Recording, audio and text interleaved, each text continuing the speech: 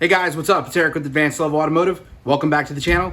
Welcome to the first installment in a new series I like to call Toolbox Talk. Now my goal with this new series is basically to bring you guys weekly videos reviewing tools, showing you what I like, showing you what I don't like, giving you my complete and honest, unbiased opinion, and helping you decide whether or not this product is right for you. Now this segment will include both tools the companies have sent to me and also tools that I currently have in my toolbox. Tools that I've been using for years. Big disclaimer here, I am not being paid by any of these companies to show you guys any of these tools or to tell you that their tools are great, even though I don't think they are. Again, I'm giving you guys my complete, honest opinion on any tool that I show on this channel. I'm not here to try to sell you anything. However, I will say that I am an Amazon affiliate, and so I will leave links down below in the description. If you guys do decide to purchase this product, you can click on the links below and I will receive a very, very small commission from it. I'm talking usually 1 to 2% if I'm lucky. Now the other things I will try to do is get you guys discount codes. A lot of times when companies send me a product,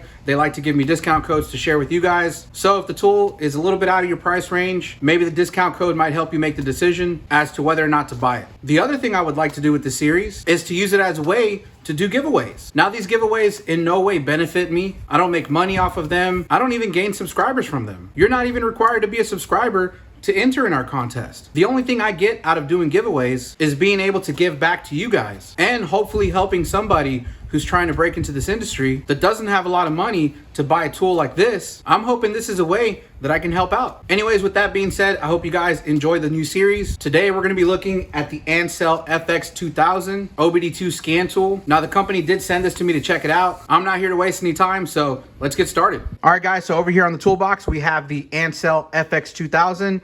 Now, I want to start by showing you a quick unboxing. This way you guys know what to expect when you order your product. So this is the box that it comes in.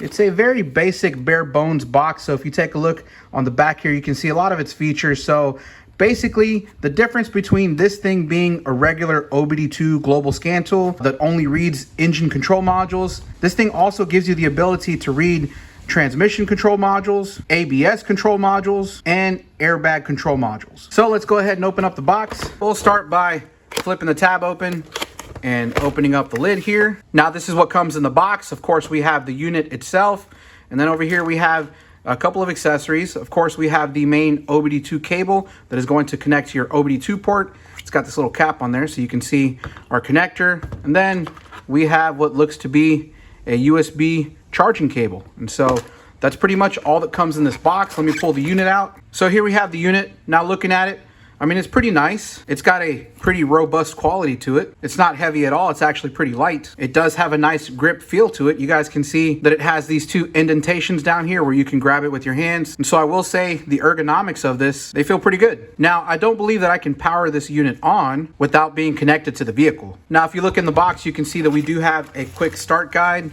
All right, so over here we have a nice layout of the unit. You can see that this button over here in the corner is used for the DTC lookup. So there is a library database inside of the tool to look up DTCs.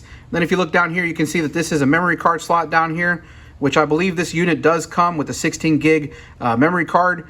And then down here, you can see it's a USB port connection. That's going to be where our USB cable connects. Now, I don't think our USB actually charges the unit. This USB port and cable is basically used for registering and updating the tool. It's a way for you to connect the tool to your computer. So basically, this tool has no internal battery. It only powers up when you have it connected to the vehicle. Now over here, you can see that we have our escape button. We have the OK button, and then we have our selection button. This is very straightforward. All of the instructions are here to show you guys how to register and update the tool. Really important stuff if you guys do decide to purchase this. Now let's not waste any time. Let's go ahead and connect this tool to a vehicle. Now let's plug this thing in. All right, guys, so over here we have a 2013 Chevrolet Equinox. This has the 2.4 liter 4-cylinder engine, and we have a rough running condition. I've already located the OBD2 port. It is right down here. I'm gonna go ahead and plug this in. Now this connector only goes one way, so there is no wrong way to put it. Okay, so as soon as I plugged in this unit, it powered up, and you guys can see on the menu here, we have 3 different choices. First of all, we can go into our diagnose menu. We can also go into settings, change the language, date and time, and the units of measurement. Then over here to the right, we have a help menu. Now you guys already know why we're here. Let's go ahead and go into the diagnose menu. I'm gonna click the OK button. You can see that we do have a few different options. First of all, we can go into our basic global OBD2 mode. That's going to give us some very general basic information. It'll give us things like trouble codes along with the ability to clear them, and we'll have some live data PIDs. However, they are going to be limited to what is available through the global function. Now, the next option we have is to go into the scan mode. What this allows you to do is use some of the features available for the OEM software. Now, the scan tool does not have any bidirectional controls. There are no functional tests. You can't do any coding or any programming. However, you can look at scan data. This is also where you go if you're looking to get information from the transmission control module, the ABS module, or the airbag module. So the first thing I'm going to do is I'm going to select the global OBD mode. As you guys can see here, it gives us a basic overview of what's going on. You can see that at the moment, our mill status is off. That's going to be our malfunction indicator lamp or our check engine light, because of course right now our check engine light is not on.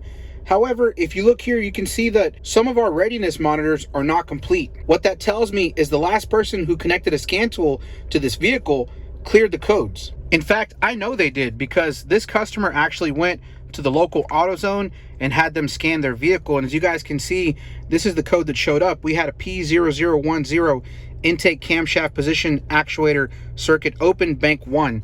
And so the guy at AutoZone must have cleared the codes before disconnecting a scan tool. Nonetheless, we're going to continue into the menu here. I'm going to click enter. You guys can see what we have here as far as options. Of course, we can read codes, we can erase codes, we can look at IM readiness, which is really important for people that deal with state inspections.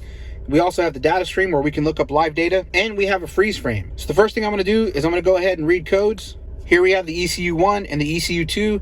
I can go in here and look at each of them. And again, guys, this vehicle has no fault codes at the moment. So if I go back and go into ECU2, we have no fault codes. So no stored or no pending codes available. However, like I said, the last person to connect the scan tool to this vehicle went ahead and cleared the codes. And so that's why we're not showing them, even though we still have symptoms. Anyway, so moving back to the diagnostic menu in the global OBD2, I'm going to scroll down to data stream. We'll click enter. We're going to go ahead and view all of the items. And you guys can see that we have basically all of the same OBD2 PIDs that you're going to find in any global OBD2 scan tool. Looking down here at the bottom of the menu, you can see that we have a total of 38 data PIDs.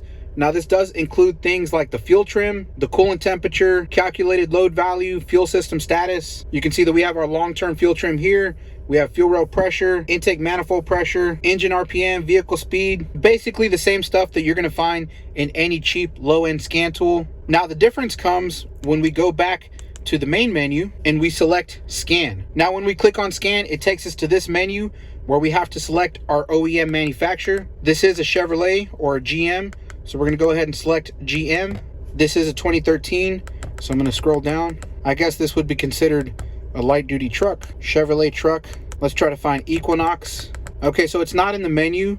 However, I did look at the VIN number and the 5th digit is an L. So I'm going to select L. You can see it comes up here at the bottom, Equinox. So we'll select that. And here we have it, guys. Access to some OEM data that you will only find on high-end scan tools. Now, if we start by going into the engine control module, you can see that we only have 3 options. We can read DTCs, we can clear DTCs. However, the important one here is reading the data stream. So we're going to click on this. I'm going to show you guys how much data that we can actually gather from this little scan tool. So these are sub menus. So if you go into here, this is engine data. So I'm going to click enter. Now take a look at the number of data PIDs that we have in the engine sub menu alone. 63. So there's a lot more information that we can gather using the manufacturer software versus using the global software. Now, if we scroll down to the TCM, we'll go ahead and hit enter. Again, we can read DTCs and clear them, but we'll look at the data stream and we'll see how many data PIDs we have here. Again, we have 5 sub menus of data PIDs, so there's lots of data in here. I'm going to go into transmission, and you can see already we have 42 data PIDs. This includes data PIDs for the engine torque, calculated throttle position, transmission, ISS, vehicle speed, gear command, gear ratio, shift solenoids, tons of useful information. Now, if we go into the EBCM, which is the electronic brake control module, we'll select that. Again, we're going to go into the data stream. You can see that we have 2 sub menus, anti-lock braking data, solenoid valve data. So we'll go into the anti-lock brake. You can see that we have 22 data PIDs that include the voltage for the ABS pump motor, the brake pressure sensor, and the wheel speed sensors. Now going into the airbag control module, again, we're going to choose the data stream. Check out how many submenus we have. We got 7 of them. So let's just go into the SDM data here. Then in here we have 2 submenus. So data 1, in there you can already see that we have 18 data PIDs. Again, tons of data to help you guys with your diagnosis of an airbag system. In conclusion, my opinion on the Ancel Fx2000, it's a pretty good scan tool. I will admit, the interface, it's a little bit underwhelming. They could do a better job with the graphics.